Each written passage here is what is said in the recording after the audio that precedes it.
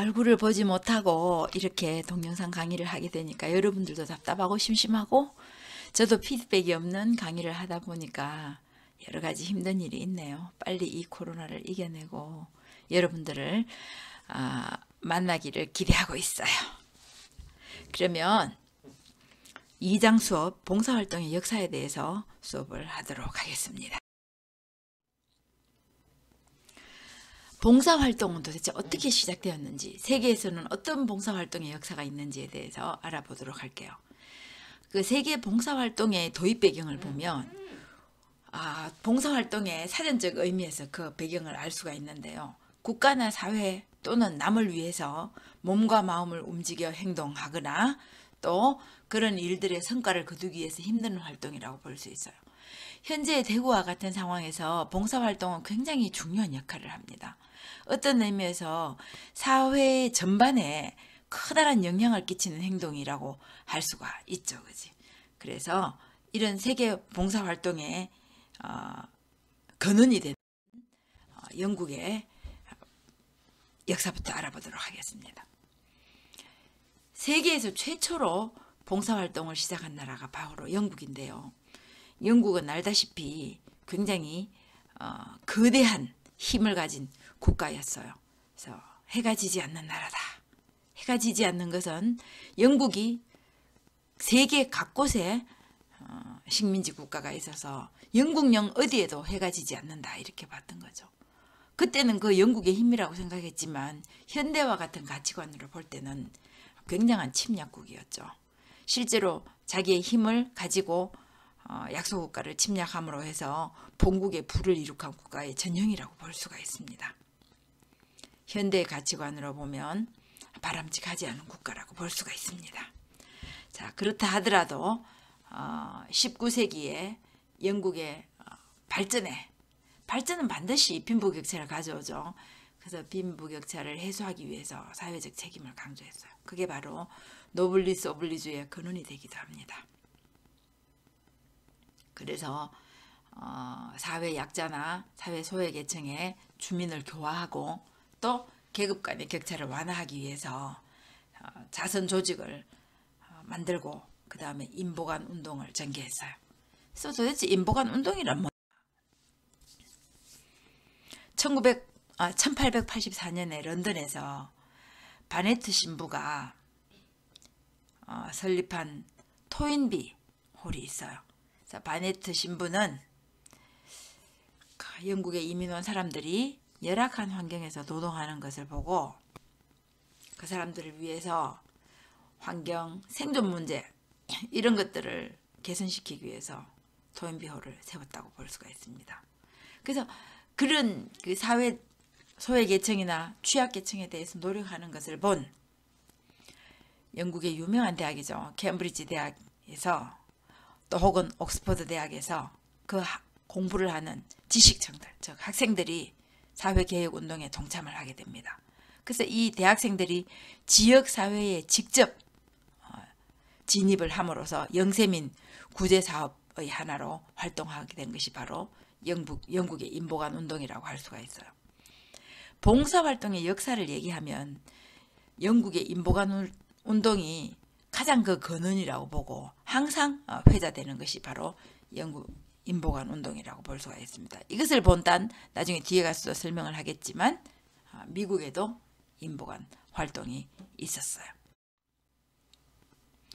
영국의 자원봉사 활동을 보면 그 과정이 어떻게 되는지 한번 보도록 하겠습니다.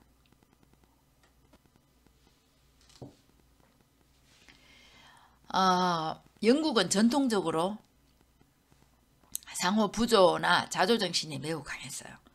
1647년 스튜어트 왕조 시기에는 명예혁명의 시기라고 볼 수가 있는데 국가가 혼란스러웠기 때문에 마을을 지킬 목적으로 조직된 것이 자원봉사 활동의 시초라고 볼 수가 있습니다. 그래서 이 마을을 지킬 목적으로 조직된 자경단이 영국 문헌에는 자원봉사자라고 호칭을 하게 되면서 자원봉사의 개념이 처음으로 등장을 했죠. 그렇다가 18세기에 들어서 영국이 아까 해가 지지 않는 나라라고 했죠. 그지? 정말 많은 국가에 식민지를 가지게 됩니다. 그런데 식민지는 어때? 그 나라를 지배하기 위해서는 자국민을 파견을 해야 되죠. 왜? 나라 전체를 관리를 해야 되니까. 그죠? 그런데 알다시피 영국이 그렇게 큰 나라가 아니에요. 영국의 인구가 그렇게 많은 나라가 아니었어.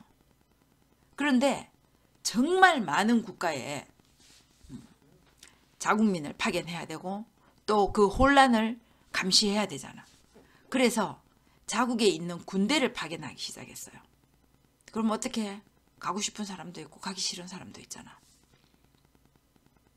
우리나라도 옛날에 베트남 전쟁에 한국군을 참전시켰어요. 정말 가난하고 못 사는 나라였기 때문에 베트남 전쟁에서 벌어온 많은 외화로 한국 경제를 세우는 기반에 도움을 주기도 했죠. 그지? 그래서 다른 나라에 자기 군대를 파견하면서 지원병을 받기 시작했습니다. 그 지원병을 자원봉사자라고 명명을 했죠. 정말서 볼런티어라고 호칭을 하기 시작한 거예요. 엄격한 의미에서는 현재와 같은 자원봉사자라고는 할 수가 없어. 그죠? 현재와 앞서서 우리가 자원봉사의 10대 특성을 봤잖아. 그 10대 특성이 하나도 부합되지 않습니다. 그래서 자원봉사자, 이때의 자원봉사, 즉 볼런티어라는 말은 현대의 자원봉사자는 전혀 다른 그런 성격의 자원봉사자라고 할 수가 있습니다.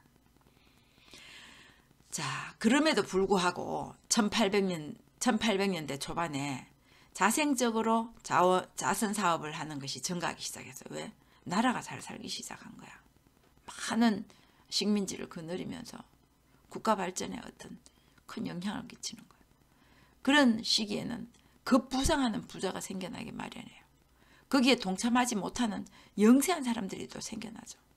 혹은 각국의 즉 식민지 국가에서 많은 사람들이 영국으로 이주를 하게 되죠. 그 사람들은 그대로 영세민으로 전락을 하게 됩니다. 그래서 자원봉사 사업이 시작되기 시작합니다. 그래서 이 자원봉사를 체계적으로 하기 위해서 단체 중심으로 비체계적인 자원봉사 활동을 전개되었기 때문에 현대와 같은 체계적인 자원봉사 활동을 만들었다고 볼 수가 있죠.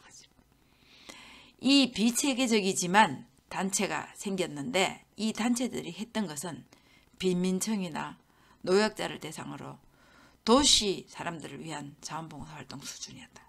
도시 유지들이 먹고 살만한 사람들이 가난하거나 노약자를 대상으로 도시 유지들의 자원봉사 활동이 전개되었다고 볼 수가 있습니다. 지금에 와서야 자원봉사 활동이 본인이 가지지 않은 사람들도 자기가 잘할 수 있는 것을 대상으로 자원봉사 활동을 할 수 있는 기반이 마련되어 있습니다. 하지만 실제적으로 어느 정도 자기 자신의 생계가 자기 자신을 감당할 수 있어야만이 타인에 대한 자원봉사 활동을 하기가 쉽겠죠. 그지? 우리도 먹고 살기 가난한 정말 굶어 죽는 시대가 있었을 때는 자원봉사 활동을 받는 입장이었지 하기 어려웠었어요. 근데 현대에 와서는 대한민국은 세계에서 정말 많은 자원봉사 활동 활동적으로 하고 있는 나라예요. 왜? 잘 사는 나라가 되었잖아. 근데 영국은 이때 1800년대 이미 영국은 잘 사는 나라였죠. 그치? 그래서 자원봉사 활동의 태동이 되었다고 볼 수가 있겠습니다. 자, 그 발전 과정을 한번 보면 1869년에 자선조직협회라는 게 창설되었어요. 1869년이면 우리나라는 조선시대였어요. 많은 당파 싸움이 사대부가 또 외구의 침략 혼란스러움 가난한 나라였을 때 영국은 이미 자선조직이 창설된 나라예요. 그래서 지금도 자원봉사할 때 여성들의 참여가 굉장히 활발해요. 상대적으로 경제활동이 많지 않은 여성들은 회사에 나갈 의무가 없는 사람들을 포함해서 많은 여성들이 자원봉사활동에 현재도 참여하고 있어요. 근데 이 당시에도 대부분의 여성들의 참여가 활발했어요.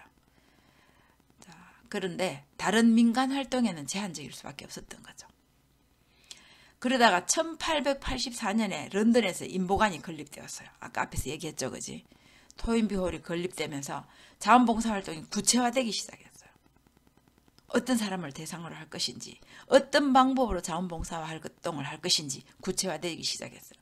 이 구체화되기 시작했던 배경에는 옥스퍼드나 캠브리지에 다니는 지식인들이 자원봉사 활동의 정신에 대해서 인지를 하게 되면서 그 사람들이 바탕이 되어서 자원봉사 활동이 더 프로그램이 활성화되고 구체화된 자원봉사 활동이 이루어졌다고 볼 수가 있겠습니다.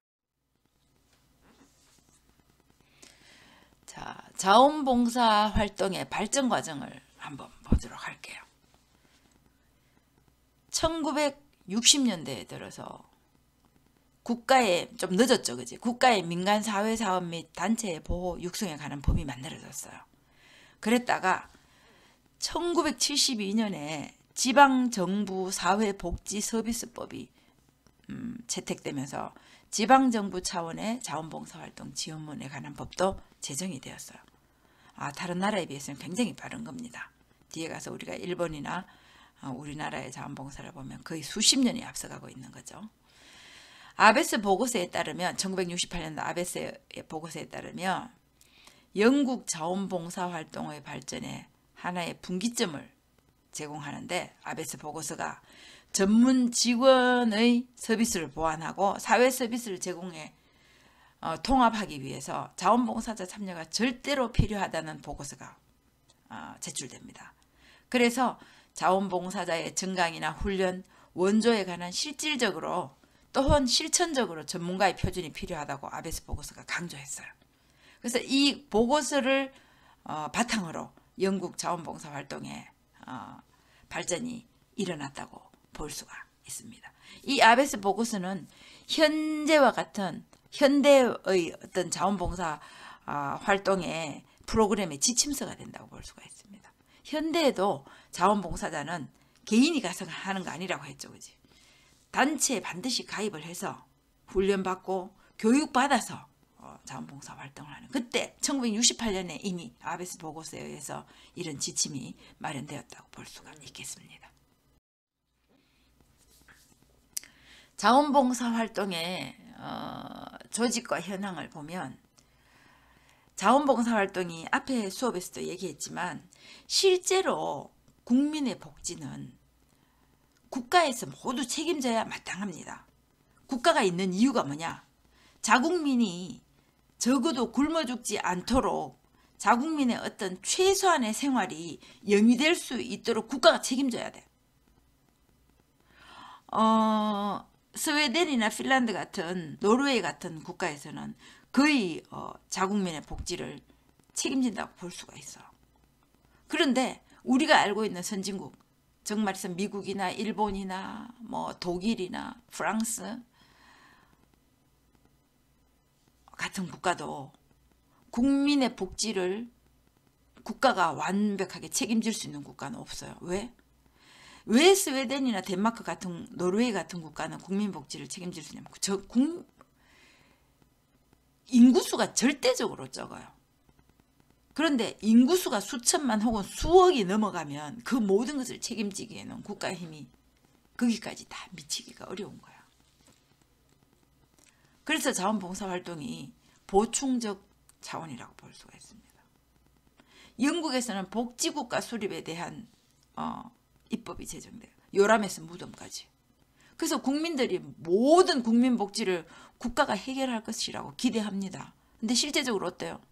어림없죠, 그지? 개인적인 이유도 있고 국가적인 이유도 있지만 어떤 국가가 자기 국민을 완벽하게 책임진다는 것은 불가능에 가까워요. 물론 뭐 스웨덴, 북유럽 국가 같은 경우는 그런 경우가 있어요. 그렇다고 해서 문제점이 없지는 않아요. 코로나 사태를 한번 봐보자. 우리가 알고 있던 선진국이라고 하는 캐나다나 미국 이런 나라들이 의료 시스템이 얼마나 불충분한지 완벽하게 보여주는 사건이 되었어요. 어쩌면 코로나 사태 이후에 선진국이라는 그 개념이 변화될 수 있겠다 이런 생각이 들었어요. 현대에 들어서 선진국이라는 것은 국가나 국민의 개인별 GNP를 따져서 어느 정도 경제적으로 잘 사느냐가 선진국의 기준이, 물론 그게 다는 아니죠. 선진국의 기준이 되었어요. 또 취약계층, 정말해서 사회적 약자가 어느 정도의 생활을 최소한의 생활을 영위할 수 있느냐, 이게 선진국의 기준이 되기도 했었어요. 그런데 현대와 같은 이런 전대미문의 그 바이러스 창궐로 인해서 그 국가의 의료 시스템이 어디까지 국민을 케어할 수 있느냐가 선진국의 기준이 될 수도 있겠다 이런 생각이 들었어요. 그런 식으로 생각한다면 대한민국은 선진국의 기준에 기대 이상의 합당한 국가라고 볼 수가 있습니다. 자, 그래서 국민 대부분이 국민 복지를 국가에서 해결할 것으로 기대했지만 실제로 그거 이루어지지 않았어요. 그런데 그러면 빈부격차에 의해서 잘 사는 사람과 못 사는 사람의 차이가 너무 큰 거야. 근데 못 사는 사람의 수준은 그 수준이 일반인들이 받아들이기 힘들 정도의 수준으로 떨어지면 어떻게 돼요? 또 국가가 책임지고 있다고는 하나 그 사각지대가 없다고 볼 수가 없죠. 그지? 그랬을 때 자원봉사 활동이 국가복지의 사각지대를 완충할 수 있는 보완적 역할로 인식이 되는 거야. 자,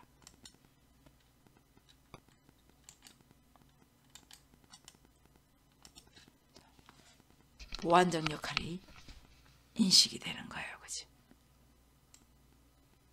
굉장히 중요한 이야기예요. 자원봉사 활동은 국가복지의 보완적 역할이라고 볼 수 있습니다. 자원봉사 단체에 대해서 국가 재정이 미약한 1970년대까지 보충적 차원에서 어떤 자원봉사 활동이 지속되었다고 볼 수가 있습니다. 그랬다가 새로운 자원봉사 단체가 부상되어 있습니다. 어떻게? 공공 서비스에 대한 불만이나 새로운 사회적 욕구가 생기기 시작해요. 그래서 1970년대 초에는 영국 같은 나라에서 절대 영세인이라고 하더라도 최소한의 생활이 이미 유지되니까 공공 서비스나 새로운 사회적 욕구가 생기게 말았죠. 그죠? 공공 서비스에 대한 불만이나 새로운 사회적 욕구가 생기게 된 거야. 그래서 1970년대에 자원봉사센터를 설립하고 모금 활동을 시작하기 시작합니다. 이때 중앙정부의 지원이 미약한 거야. 그래서 정부는 왕실 여성 자원봉사단이나 또 오래된 단체에만 재정을 지원함으로써 이 사회적 불만을 충족시키기 어려웠던 자원봉사 그래서 새로운 생겼느냐? 자원봉사 새천년 구성되었다고 자원봉사단이 1998년에 시범 사업을 시작하기 시작했어요. 그래서 국가적 청년 자원봉사 프로그램이 만들어지기 시작했습니다. 그동안의 자원봉사단은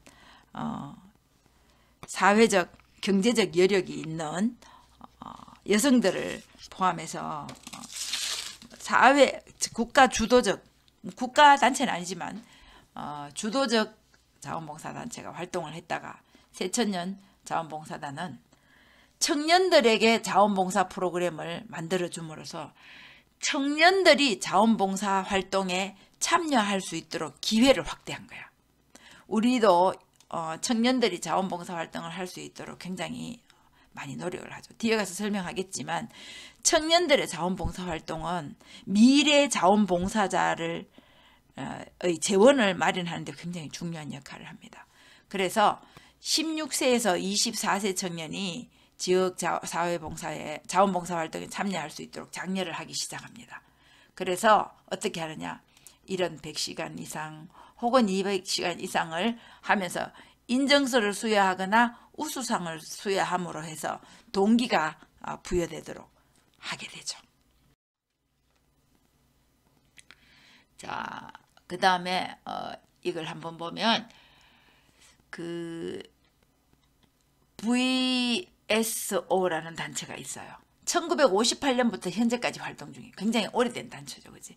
아프리카나 아시아 그리고 태평양 연안의 여러 나라에서 활동을 합니다. 자, 활동 분야를 보면 NGO, 정말해서 자원봉사 활동 단체의 거의 첫 번째 목표가 어린이에게 하는 자원봉사 활동이에요. 왜? 어린이는 지구의 미래이기도 합니다. 그래서 양질의 교육을 받을 수 있도록 도와주는 거야. 그 다음에 아프리카나 아시아의 의료 수준에 맞는 또 에이즈 이런 서비스를 전달하는 것을 지원하고, 아시아와 아프리카 같은 저개발 국가나 못 사는 나라에 장애인 정책 자문 같은 것을 하고, 개발도상국 정부에 자문해서 올바른 정부 설립을 유도하는 그런 활동을 한다, 이렇게 볼 수가 있겠습니다. 자, 시사점을 보면 정부의 지원으로 자원봉사를 육성했어. 그리고 또 영국은 노블리스 오블리제의 정신을 확대시키는데 그 목적을 뒀어요. 그 다음에 자원봉사의 필요성을 이미 일찍 강조함으로써 많은 시민들이 자발적으로 참여한 데 그 시사점이 있다고 볼 수가 있겠습니다.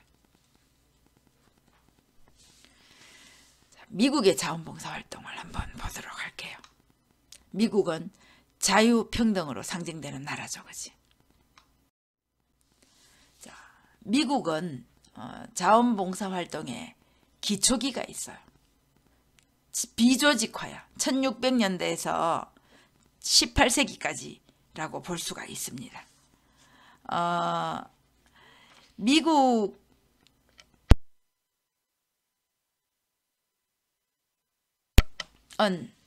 17세기 초에 이민이 영국에서 많은 청교도들이 이민을 왔어요. 그래서 박애주의 정신이 있고 그 다음에 공동체 정신이 있었어요. 그래서 그 공동체가 바로 지금 현재 미국이 됐다고 볼 수가 있습니다. 그래서 그 당시에는 미국 사회나 지방의회가 사람들에게 그 인간애를 실천하는 것을 권유를 했어요. 그렇지만 이 청교도들의 어떤 칼빈주의 정신은 빈곤의 책임을 개인에게 두는 거야. 그래서 지역 책임제와 가족 책임제를 적용했어요. 우리나라도 그랬었어요. 뭐 게을러서 가난하다든지, 전생에 죄가 많아서 가난하다든지 등등의 이야기가 있었죠. 그치? 그래서 이런 그 이민 세대가 굉장히 자유방임적인 어떤 그런 사고를 가지고 있다가 18세기에 들어서 영토 확장을 하면서 독립 시기를 가져오게 됩니다. 이랬을 때 미국은 민간 중심으로 조직적인 자원봉사 활동이 발전하게 되기 시작합니다. 미국이 남북전쟁 이후에 효율적인 봉사활동을 하기 위해서 자원봉사 사무국을 설립하고 했죠. 그치? 그래서 19세기에 들어서 드디어 형성기가 일어나면서 미국의 대변혁의 시기가 일어납니다. 이때 뭐가 일어나냐 하면 종교단체들이 자원봉사 활동 혹은 단체를 만드는데 굉장히 적극적인 어떤 영향을 미친다고 볼 수 있습니다. 이게 바로 19세기라고 볼 수가 있죠. 전국 단위의 지역기관이나 국가가 국제봉사기관들의 활동을 국제봉사기관을 만들고 활동하고 그것이 확대되는 시기였다고 볼 수가 있습니다. 미국은 보면 국가 정부에서 굉장히 자원봉사 활동에 적극적이었다고 볼 수가 있습니다. 19세기 후반에 만들어져서 뭐 적십자사나 YMCA, 뭐 구세군, 보이스카우트 등등도 모두 자원봉사 활동에 유입되었다고 볼 수가 있습니다. 정부가 또 많은 자원봉사 활동을 단체를 만들었다고 볼 수가 있습니다. 정부 주도하에서 육성이 되었다고 볼 수가 있죠. 그지? 냉전 이후에 자유진영의 강대국으로 미국이 급부상을 하게 됩니다. 미국이 세계의 경찰국가다 이런 말도 있었어요. 그래서 반전운동이나 흑인 인권운동, 빈곤 문제에 대해서 굉장히 사회 문제들이 많이 생겼어요.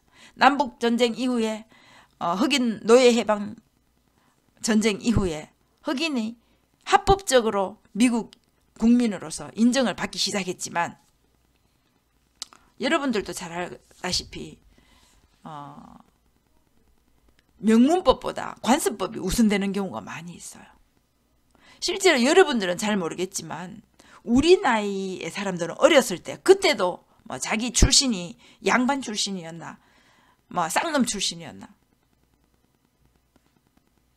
그런 거 얘기하는 사람들이 있었어요. 지금 그런 거 없어졌죠. 그지?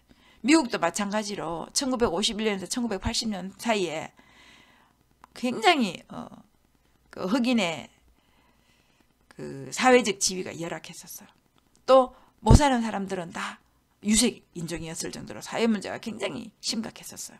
그래서 자국민의 어떤 이런 문제를 개선시키기 위해서 연방 정부 차원에서 자원봉사 프로그램이 처음으로 실시되었다고 볼 수가 있겠습니다. 자, 미국 정부의 자원봉사 활동의 형성기는 민간 차원의 조직화되기 시작하면서부터라고 볼 수가 있습니다.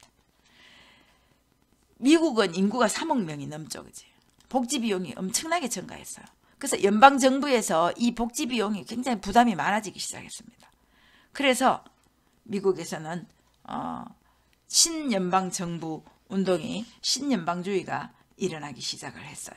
그래서 청년청의 자원봉사 활동이 활성화되기 시작했고 시민 참여의 시대가 드디어 개막되기 시작했습니다. 자, 미국의 자원봉사 활동의 조직과 현황을 한번 볼게요. 아까 앞에서도 얘기했잖아.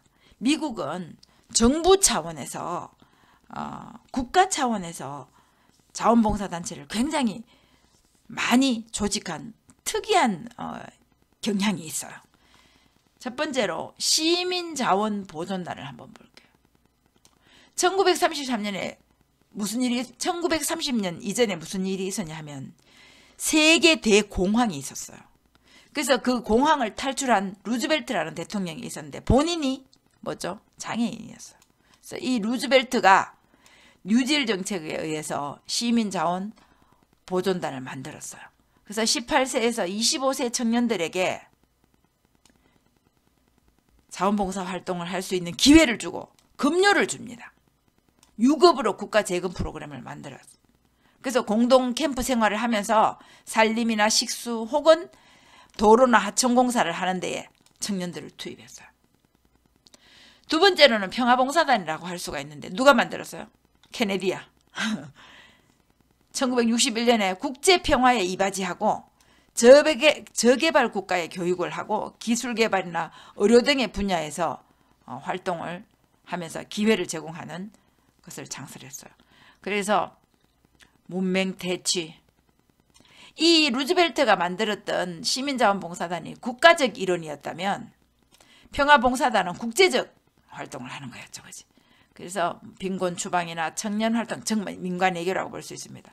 이때는 최소한의 경비를 지급하는 평화봉사단을 만들었어요. 자, 그 다음에 보면 존슨이 만든 국내 평화봉사단이 또 있어요. 국내 평화봉사단. 비슷하라고 할 수 있죠. 1964년에 만들었어요. 이건 자국의 빈부격차를 해소하기 위해서 만들었어요. 빈곤 문제에 관심 있는 시민을 모집해서 여기 교육이 중요하죠. 그지? 어떤 단체에서 교육하게 됩니다. 빈민을 지원하고 구제활동에 참여를 시키는 거예요. 지방정부와 지역사회의 각 기관에서 활동을 하게 됩니다.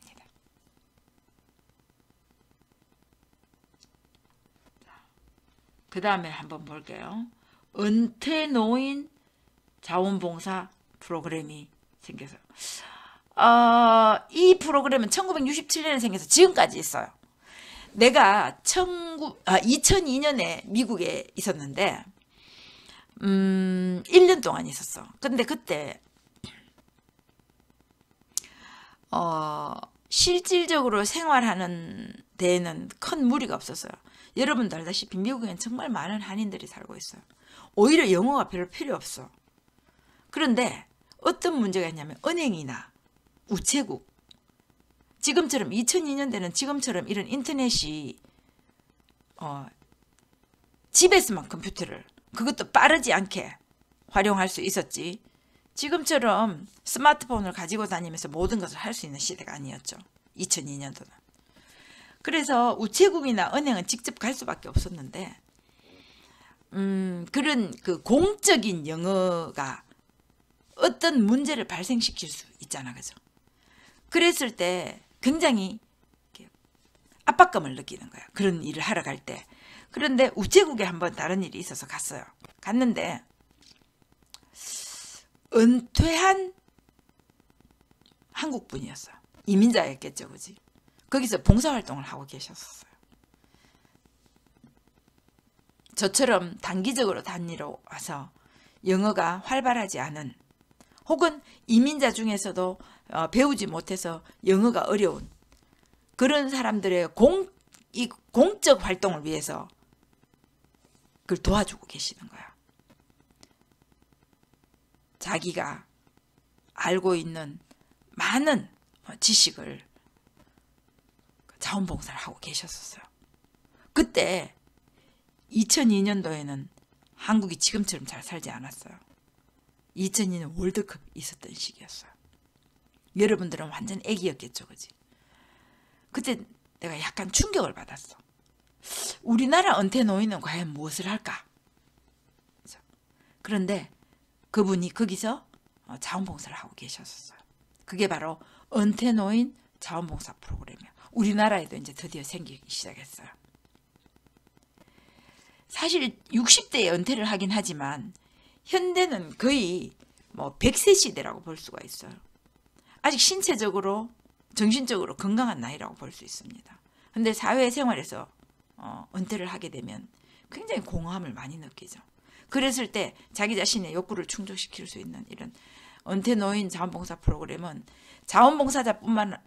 대상자뿐만 아니라 자원봉사자도 만족시키는 그런 프로그램이라고 볼 수가 있습니다. 그래서 1967년에 뉴욕시에서 서브 프로그램을 만들기 시작해서 재정 지원을 하기 시작합니다. 그래서 자원봉사 경험을 함으로 해서 자아실현의 욕구를 충족시키는 풍요로운 퇴직생활을 할 수 있도록 기대하는 거죠. 그죠? 이 은퇴 노인 자원봉사 프로그램은 1969년에 미국에서 합법화되기 시작하면서 확산되기 시작했어요. 그래서 학력이나 소득, 경험에 제한이 없이 60세 이상의 사람들에게 자원봉사 기회를 제공하게 되었습니다. 자, 굉장히 바람직하다고 볼 수가 있어요. 어떤 의료단체의 보고서에 의하면 노인들의 유아자원봉사가 굉장히 유아들에게 좋은 영향을 끼친다고 했어요. 80세의 노인은 80년을 살면서 정말 많은 바이러스를 만나게 되었을 거예요. 그런데 그 많은 바이러스의 면역 체계가 이미 완성된 몸을 가지고 있는 거야. 그런 사람들이 유아를 돌보는 시스템에 투입되면 그 면역 체계를 유아에게 전달할 수 있다고 하는 그런 의학 보고서가 있었어. 굉장히 바람직하죠, 그지? 그래서 할머니가 아이를 돌보는 것이 실제로 과학적으로 바람직하다는 것이 입증됐다고 볼 수가 있는 거예요. 자, 미국의 이 은퇴 노인 자원봉사 프로그램은 미국의 자원봉사 프로그램 관리기관 액션이라고 있어요. 그 액션에서 이 은퇴 노인 자원봉사 프로그램을 지원하고 있어요. 그러면 이 액션은 도대체 어떤 조직인가? 자, 여기서 보면 닉슨 대통령이 만들었어요. 미국은 정말 많은 대통령들이 자원봉사 기관을 만들었죠. 그죠? 1971년에 닉슨은 드디어 국내와 해외 모두를 아우르는 자원봉사 프로그램을 통합 관리하기 위해서 액션이라는 걸 만들었어요. 그래서 비스타와 평화봉사단을 통합하게 됩니다. 앞에서 있었던 거죠. 그래서 50개 주 정부에 이 지부를 설치하고 자원봉사자를 통합 관리하는 프로그램을 만들었어요. 학생 자원봉사 프로그램을 한번 볼게요. 정부 예산 지원을 받는 프로그램이에요. 1976년에 만들어져서 대학생과 고교생을 주축으로 조직합니다. 노인 문제나 청소년 문제, 소비자운동, 주택개선 등의 활동을 하는데 미국에서는 대학생들이 자원봉사 프로그램에 참여를 해서 1년 동안 혹은 6개월 동안 자원봉사 프로그램에 적극적으로 활동을 해서 그 프로그램에 활동한 것을 제출하면 학점을 인정받기도 합니다. 그래서 미국에 있는 많은 대학생들은 대학을 다니는 그 동안에 적극적인 자원봉사 프로그램에 지원을 하죠. 그게 나중에 물론 입사를 하는데 자기의 스펙이 되기도 하고 또 스스로도 자원봉사에 참여하는 것이 자기 인생에서 의무라고 생각을 하게 되는 거죠. 그런데 여러분 알다시피 학생들은 다 어떻게 학교 다녀야 되잖아. 그러면 단기적인 자원봉사 프로그램에만 참여할 수밖에 없죠. 그지? 그런데 조직적으로 혹은 장기적으로 자원봉사 프로그램에 활동할 수 있도록 학점을 인정해주는 제도가 있어요. 우리도 그런 거 있으면 많은 학생들이 자원봉사 프로그램에 지원을 하겠죠. 자, 대학생 자원봉사단이 있어요. 조금 전에 얘기했던 학점 연계 자원봉사 프로그램이라고 볼 수 있습니다. 빈곤 문제 해결을 위해서 이 대학생 자원봉사단은 학점 연계가 굉장히 중요하죠. 그지? 자, 이 프로그램을 하면서 학점을 인정받을 수 있으니까. 빈곤 문제 해결이나 그것과 관련된 활동을 1년 동안 지역사회 서비스에 참여하면 학점을 취득할 수가 있고 또 여기에 참여하는 대학생에게는 수업료나 일부 경비를 지원합니다. 왜? 대학생들은 실제로 경제적인 어떤 활동을 할 수 있는 몸이 아니죠. 그지? 그래서 경제적인 문제 때문에 자원봉사 활동에 참여할 수 없는 그런 불상사를 막기 위해서 수업료나 일부의 경비를 지원해서 적극적으로 자원봉사 활동에 참여할 수 있도록 한다. 이렇게 볼 수가 있습니다. 자, 촛불재단이라고 있습니다. 전국 및 지역사회봉사법을 제정해서 1990년대 다 여기 또 대통령이 나와요. 부시가 나온다. 그죠? 부시 대통령이 촛불재단을 건립을 합니다. 자원봉사 전국협의회와 통합을 해서 운영을 하며 자원봉사 활동의 중요성과 자원봉사자 확산의 목적을 두고 있어요. 미국 정부가 얼마나 자원봉사에 대해서 중요하게 여기느냐가 각 대통령, 정말 많은 대통령들이 이 자원봉사 프로그램이나 자원봉사 단체를 만드는 것으로서 확인할 수가 있어요. 미국은 인구가 3억 명이 넘어요. 그래서 이 자원봉사 단체가 혹은 자원봉사자가 사회 전반에 어떻게 선한 영향을 끼칠 수 있는지에 대해서 정부가 그것을 완벽하게 인지하고 있다고 볼 수가 있습니다. 그래서 상호 정부와 자원봉사 단체가 국민 복지를 위해서 상호 보완적인 역할을 한다는 것을 이미 알고 있었던 거죠. 그래서 많은 대통령들이 이런 단체를 만들었다고 볼 수가 있습니다. 자, 미국 봉사단이라는 게 있어요. 클린턴도 들어가 있죠. 1993년도에 조직을 했어요. 이렇게 보면 많은 미국 대통령들이 자기 임기 기간에 자원봉사 단체를 만드는 것이 당연한 의무다 이렇게 느껴질 정도가 되죠. 그지? 자, 국내평화봉사단, 미국 봉사단은 사회 각계각층과 모든 연령이 참여하는 전국적인 서비스 운동이라고 볼 수가 있습니다. 학생 봉사단체단도 있고 은퇴 프로그램도 있고 해외 프로그램도 있고 여러 가지가 있지만 클린턴이 만든 이 미국 봉사단은 미국 사회의 전 연령층이 자원봉사단에 활동을 할 수 있도록 350여 개의 민간 조직과 연계를 하는 거예요. 그래서 이 활동 프로그램을 보면 자, 18세, 24세 지역사회 서비스, 18세 이상 남녀, 노인 포함, 또 노인 중심, 또 55세 이상 중년과 노인 중심 등등 전 인구를 아우르는 그런 자원봉사 프로그램이라고 볼 수가 있습니다. 시사점을 한번 볼게요. 미국의 자원봉사 시사점을 보면 정말 많은 대통령들이 자원봉사 단체를 만들어서 정부의 확실한 지원이 있습니다. 정부의 확실한 지원은 뭐죠? 정부에서 그만한 재정적 역할을 한다 이렇게 볼 수가 있는 거예요. 그 다음에 이 정부의 확실한 지원이 민간의 자발적 영역을 발굴하는 데 큰 영향을 미쳐요. 왜? 전폭적인 지원을 합니다.